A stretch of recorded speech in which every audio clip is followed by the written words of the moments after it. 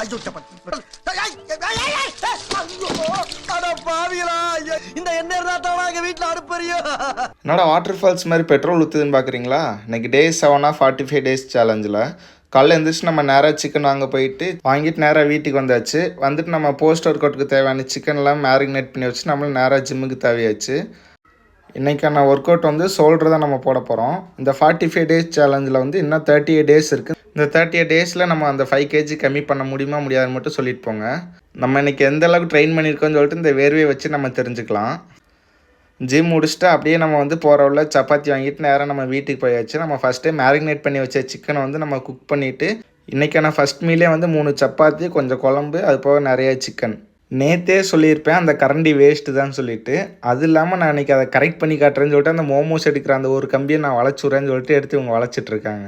அப்படியே நேராக நம்ம கடைக்கு போயிட்டு எல்லா பொருளையும் எடுத்து வச்சுட்டு நம்ம டே 5லேயே சொல்லியிருந்தால் ஒரு எக்ஸல் நம்ம வாங்க போகிறோன்னு சொல்லிட்டு அந்த எக்ஸல் நம்ம போய் டெலிவரி எடுத்துகிட்டு கிளம்பியாச்சு.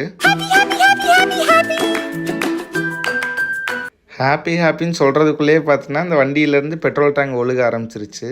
நம்ம மறுபடியும் கொண்டு போய் அவங்கள்ட்டே வண்டியை விட்டாச்சு. அவங்க நாளைக்கு வந்து எடுத்துக்க சொல்லிட்டாங்க. மறுபடியும் நம்ம கடைக்கு வந்துட்டு எல்லா பொருளையும் எடுத்து வச்சுட்டு நம்மளும் வீட்டுக்கு கிளம்பியாச்சு.